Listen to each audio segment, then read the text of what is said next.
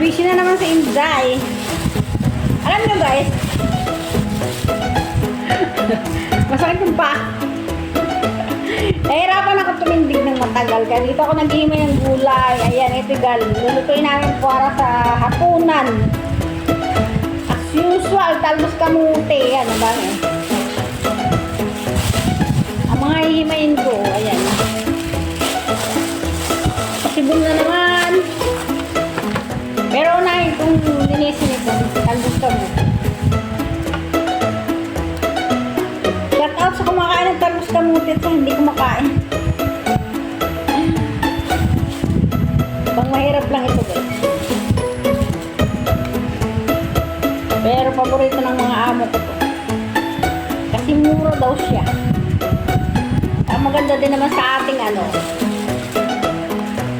Maganda sa ating ano ba? Sa ating kalusugan, sa ating mga yung may mga anemic. Kumain kayong talbos kamuti. Yan, green vegetable. Wala akong may content, kaya paghihimay ng talbos kamuti. Pero promise guys, hindi gamot sa anemic. Kaya kung ikaw may anemia, kumain ka ng talbos kamuti. Maganda to. Pampaano ng ating dugo. Wala akong mapagpatungan ito. Basura ko. Dito na lang sa baba. Alam nyo guys, 3 days na akong masama ang pakiramdam. Kaya wala ako sa mood. Palagi. Ganun pala yun ano. Sama. Ang hirap ano pag may nararamdaman ka. Ang hirap tumawa. Kaya alam mo yung tawa na ano, yung fake na tawa. Yan yun. Fake lang yan. Yung nakikita nyo saya sa akin, fake lang yun.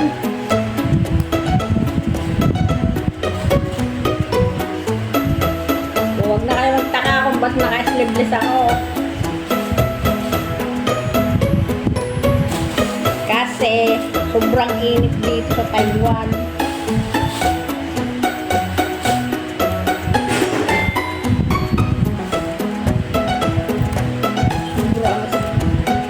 Nahirap patulog.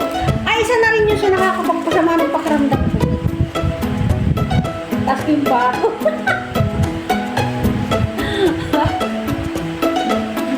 Isa na yun sa nakakapagpasama ng pakiramdam ko, yung init. Ang hirap talaga nung kalaban ng init. Masarap pa talaga yung malamig pag nagdubli-dubli ka ng jacket. Wala akong pakialam kahit ang jacket ko ang damit ko ay ano, 3 doble plus jacket. Kaya mas masarap talaga pag taglamig. Dito kasi yung ano, yung mga aircon display lang. Hindi ginagamit. Ano ba naman yung mga amo na yan? Nag-aircon pa kasi hindi naman ginagamit. At mahal daw ang kuryente. Aba. Pero lahat ng kwarto may aircon, pati dito sa salas may aircon. Pero hindi ginagamit. Nakataas pa ako dahil ganyan. Hindi nyo naman kita eh. Tapos nagiging yung talbos kamuti.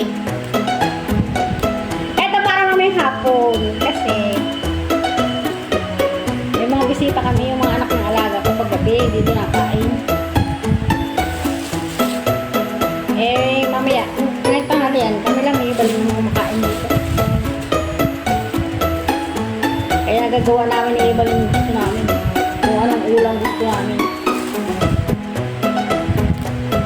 Kasi, gabi lang sila kumakain dito. Pero ngayon, bakasyon yung ikang dalaga kasi bakasyon ng eskwelahan. Eh, nagbakasyon siya 2 days. Mamaya rin ang dating niya.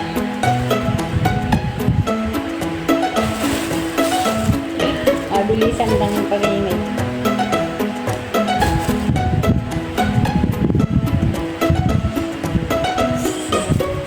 Nakakatuwa naman content mo. Puro paghihingay ang talbos kamuti.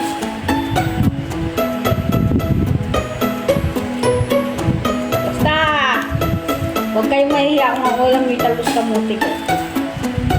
Kasi, maganda sa katawan. Alam nyo guys, ini-steam lang namin ko. Magpapakulo ka ng tubig. Tapos, ilublob mo yung talbos kamote. Ayun, pag alam mo, luto na, syempre, hanuin mo na, salain mo siya para walang tubig. Tapos, ayun, magbalat ka ng bawang. Balat, taga-tagay mo ng konti, ng pinong-pino. Tapos, lagay mo ng suka at toyo. Tapos yun na, lagay mo na doon sa in-steam ng talbos kamote. Siya, promise. Bala nagwawala ka dyan? Ingay-ingay mo dyan sa kusina. Nagwawala si Ibal. Ang ingay sa kusina. Narinig mo? Alam mo, putla pala ako. Bakit naman ko?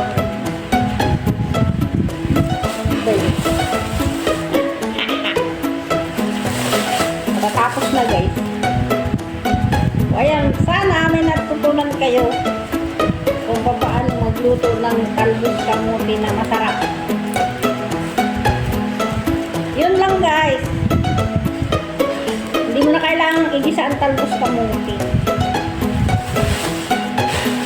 Ano lang siya, iba-blanch mo lang, hindi steam. Blanch. Steam ako ng steam, hindi naman steam. Blanch. Huwag mo masyadong lalabugin para masarap. Tapos ayun, tuyo at bawang, suka. Ay, sarap! Yung iba kasi sa atin sa Pilipinas, ang talbos kamote nilalagay sa sinigang o ginigisa or inaadobo, pero kami hindi. Blanch lang.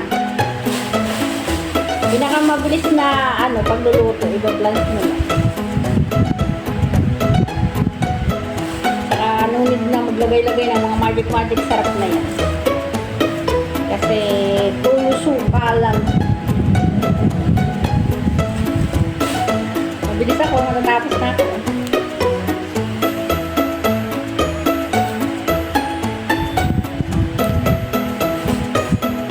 Bilis na! Mabilisan.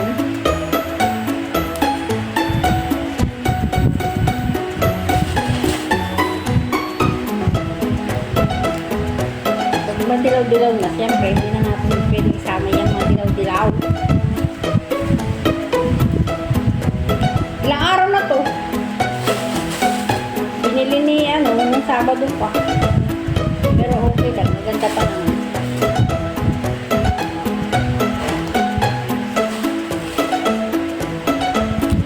Matatapos din na. Pero yung video ko hindi pa tapos. May gagawin pa ako ngayon.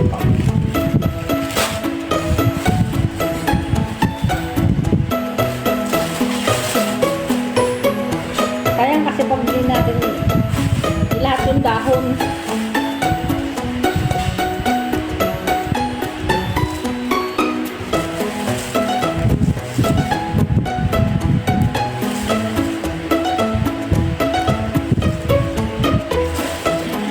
Ayan, tapos na ang talbos kamote. Wait, may konti pang green. Alam mo guys, pag si talagang nito, nag-ibay nito, naku, walang tinatapon yun. Kahit nga medyo madilaw-dilaw, sinasama. Kasi ang katuwiran niya sayang, mahal ang kamote, mahal talbos kamote. Yung katuwiran ng mga Chinese, bawal magtapon. Ayan, tapos na! Ito naman! This is the second one. Tatanggalan natin ang, ayan. Lagi ko na lang itong ginagawa. Paborito kasi nila. Lalagyan ito ng guys, pag kinisa. Ng carrot at saka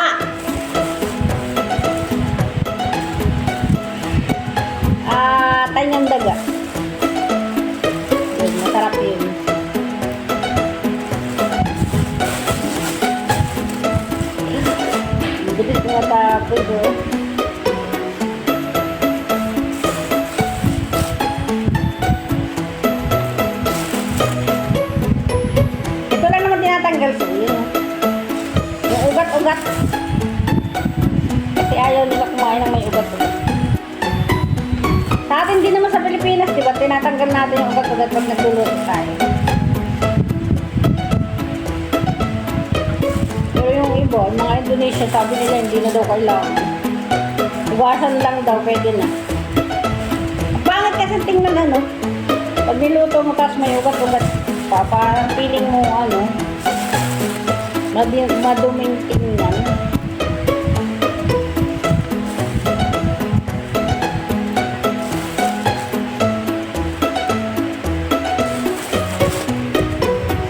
Yan! Matatapos na pala yung video ko. Ang bilis ko lang makagawa ng pang-premiere ano. Sa nahihirapan gumawa ng pang-premiere dyan, gayahin nyo na lang si Inday. Pwede naman yun, basta kung may ginagawa kayo, mag-share na lang kayo ng kapaki-pakinabang. Kwento! Kahit kwentong buhay, kahit kwentong ano-ano, basta mag-share ng kapaki-pakinabang, diba?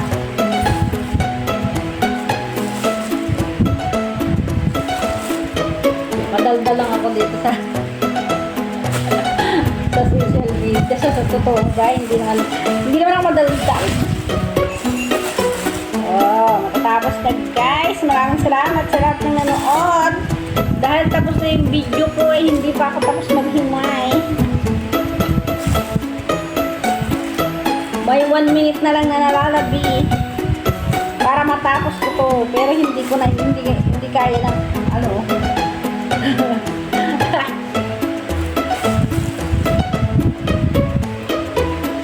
O, diba? Matatapos na!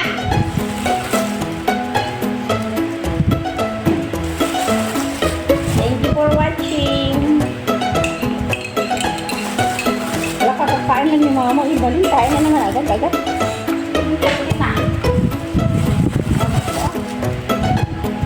Matatapos nyo lang dalawa eh.